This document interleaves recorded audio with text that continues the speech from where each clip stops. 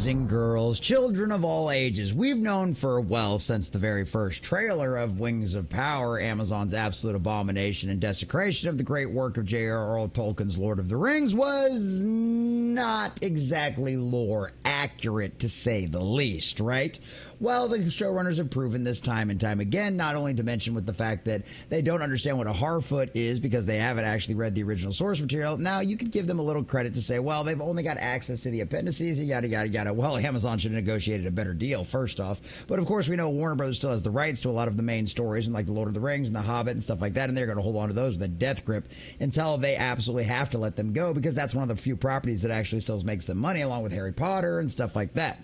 So to say all of that aside, it's one of them situations where you should be able to come into a situation, and even if you can't use that particular set of lore, like the Rings, the Lord of the Rings and the Hobbit and stuff like that, all you got access to the appendices, you'd think that at some point you'd go, you know, maybe I should still go back and look into some of that stuff, and maybe I should actually research some of that stuff, except, actually, the stuff they do have access to, the appendices, actually tells them a lot of the information that they're already wrong about. And I think that's one of the really funny parts, because obviously there's been a character of the Rings of Power called the Stranger, right? Now, for all of you out there who did not watch this show to the point where this character was introduced, I don't blame you. It literally had like a 95% drop off from its first episode to its last. Like, literally, no one was watching this show except for crazy people like me and so many of the other great YouTubers out there and great rumblers out there that make much more high quality content than I do out there, who should actually probably be listening to on this kind of stuff. But that being said, other than that, no one else was watching this show. So I'm really excited to see how abysmally bad the numbers are for season 2. And the worst part is, because of the ways Amazon's contract is, they are locked in for a very long time with this. And it sucks to be them, because they are going to burn hundreds of millions of dollars, actually $1 billion on this absolute insanity. And ladies and gentlemen, the latest proof to show you the showrunners have no idea what they're talking about. They have no idea what they're doing, and they haven't even bothered to do any of their own research is this right here, ladies and gentlemen, because as you see here, the Lord of the Rings, the Rings of Power showrunners address whether the stranger is Gandalf. Well, ladies and gentlemen, like I said in the intro, if they may have done just a teensy bit of research, they would have known better as to how to answer this question. But of course, ladies and gentlemen, that's not what it's about, right? It's all about latching on to everything and alluding to everything that they don't have the rights to try to make this feel like Rings of Power by pursing all of the diversity and absolute, proving that they have no writing talent whatsoever. I mean, the show was absolutely abysmally boring, made no sense, and the pacing was absolutely insane. Do these people, was there anybody involved in this show that has ever done a successful television show before? Because they had no idea what they're doing. Well, this is another prime example of this, boys and girls, because this answer here, referencing whether or not the stranger is Gandalf or not, shows you exactly what we need to all we need to know about them. So we're going to check this article from That Park Place, get into all the juicy details. But before we do, if you do enjoy our content, make sure you smash that like button, share with all your friends, subscribe, and or follow if you have not already. And whether you're watching this on the live stream or you're watching this later on the replay of the actual video cut out of this, let us know in the comments section down below what you think about all of this and whether or not this just shows you how insane and dumb these people are when it comes to Lord of the Rings. So here we go from our dear sweet John F. Trent. The Lord of the Rings, the Rings of Power showrunners J.D. Payne and Patrick McKay recently addressed whether the stranger, played by Daniel Weyman, is Gandalf. Now, obviously, the big issue with this is they don't have the rights to utilize the character of Gandalf. So technically, no matter what they want to go as far as interpretation, maybe he is, maybe he isn't, they will never, ever be able to come out and actually say the name Gandalf, just like they can't actually say Hobbit.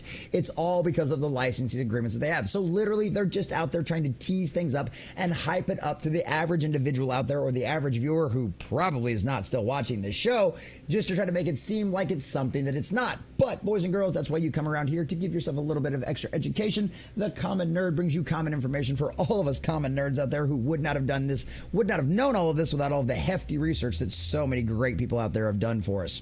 So, in an interview with Collider, the showrunners were asked about whether the stranger telling Nori, "When in doubt, Eleanor Brandyfoot, always follow your nose," was a confirmation that the character Gandalf was given that a paraphrase of what Gandalf says in Peter Jackson's adaptation of The Fellowship of the Ring. Now, before we even get into their answer on this, does anyone in Hollywood have any original ideas whatsoever? Like, you're literally stealing lines from a better man's creation. Not only just J.R.R. Tolkien, but also what Peter Jackson uses in his movies. Do you have any ability to think for yourself anymore? Methinks not. Methinks not. But I digress. Payne informed the outlet, we try to make it delightful and that there are several possibilities of what that can end up meaning. Could that mean that the stranger is Gandalf and that he says that and then he says it later on? It could definitely mean that. Except you can't use Gandalf. It can't be Gandalf. He continued, it could also mean that the stranger is Saruman. And you realize that later on, Saruman said to that Gandalf, and then Gandalf said it. You know what I mean? There's always ways you can sort of like pinball it. Oh, yes. So now not only is it not referencing what Gandalf said, but now the line might not even originated with Gandalf. No, it might have been Saruman's line. You're the evil guy all along. And Gandalf picked it up from him. Except we're going to get into the glaring problem with that. And then sort of like pinball it? Like, so what? You're just like bouncing things off the walls and seeing where they stick and going with that? That certainly explains everything in Season 1, Rings of Power, doesn't it? There could be delightful paths that could come out of either eventuality. So we like to keep those doors open. It's fun to engage with the story and think of the possibilities.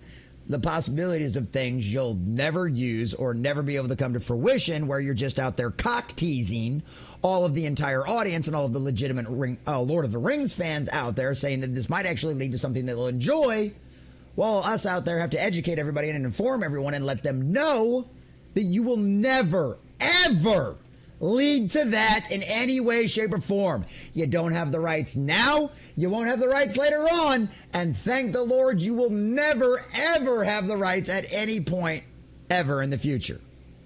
Like, that's the problem with this. This marketing is BS. They're teasing something that will never, ever happen. Not to mention, their timelines are completely wrong. Even for this to line up, even if they had the rights, which they don't. Neither Gandalf nor Saruman would have arrived in Middle-earth in the Second Age. Tolkien was very clear that the wizards did not arrive until the Third Age. Tolkien wrote in Appendix B, you know, those appendices that they have access to, when maybe 1,000 years had passed, the first shadow had fallen on Greenwood the Great. The Astari, or wizards, appeared in Middle-earth. It was afterwards said they came out of the far west and were messengers sent to contest the powers of Sauron and to unite all those who had the will to resist him. But they were forbidden to match his power with power or to seek to dominate elves or men by force of fear.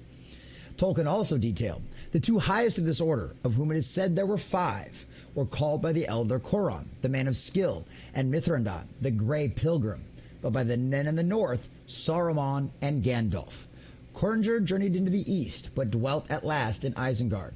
Mithrandan was closest in friendship with the Eldar, and wandered mostly in the west, and never made for himself a lasting abode. So literally, both the characters that this moron is trying to tease you with, and say, well, it could be Saruman, it could be Gandalf. Literally, not only do they not have the rights to ever utilize those characters, it would once again be another bastardization and deconstruction of the great J.R.R. Tolkien's work. Which, of course, is what always their goal is. Either that or they simply don't care. They're just stupid. They're just going with the spirit of the age. Whatever was possessed them, they're just going with it, not knowing actually what they're doing. Or not caring. They don't do the research. They don't know anything about it. And they wonder why the fans leave. You spend $1 billion on rights to a franchise because of its built-in audience. Everybody who's ever looked at buying a business or selling one knows. It's not about the walls. It's not about the building. It's not about the decor. It's not even about the inventory that's on the shelves. It's about that built-in customer base. That's where the money is. The people who come back time and time again, even if sometimes you're out of something, but they're loyal to you and they love you, so they're going to come back next time. They'll get something different this time. Maybe they didn't get the sequel or the prequel or the story they wanted out of Lord of the Rings this time. But you know what? They got the War of Rohirrim. And maybe that'll be good. So they're going to go in and they'll try it. Why? Because they love the Lord of the Rings. Because they're dedicated fans of the world and universe that J.R.R. Tolkien created. The beautiful, epic universe that he created.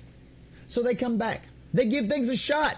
Amazon bragged about how high the numbers were for the Rings of Power. Because the Tolkien fans love Tolkien's work. And they were willing to give you a shot. Of course, we all ended up being right and turned into an abomination, which is why everybody checked out. That's the thing about it. You give us what we want and what we enjoy, and you make it feel like it's Tolkien, and you respect his work and don't try to dick with it or change things just for the sake of changing things, or prove yourself such an idiot that you didn't even do the research you needed to answer this question properly. But you didn't care. You never did, Payne. You never did. Neither one of you ever did care to do the research. All this was another notch on your belt. All this was something to put on your resume. Ooh, I produced and ran a Lord of the Rings show. Yeah, the worst Lord of the Rings iteration ever. The most abysmally panned, hated by critics and audiences alike. And no matter how much you paid the simps out there, they couldn't even bring themselves to continue reviewing and praising your show after you paid them. That's how abysmally bad that is for. So think about that, Payne. Think about that, McKay, of your legacy. You will go down as being in charge of the worst adaptation of the great Professor Tolkien's work ever in history. And I can't tell you, I don't think there is a more fitting and deserving reward for you. I would say punishment, but you're probably not going to care. So it's a reward for you. Enjoy it, because trust me, the fans will remember. And we will never trust you again. The fellowship that surrounds J.R.R. Tolkien's work that literally is spread globally among every nation in every corner of the world, we will remember, because we love our fellowship. We love the universe that J.R.R. Tolkien has given us, the beauty and the majesty of it. And we will not go away quietly when you bastardize it. We will not let you go away unshamed for what you have done. Because Patrick McKay and Mr. Payne, you deserve to be shamed. Because we're going to make shame great again. And you will not go quietly away, getting away with trying to destroy the legacy of a man far greater, far better, and with more talent than you will ever even see in your lifetime. And honestly, in a guy that's probably spending probably enjoying his eternity a whole hell of a lot more than you will.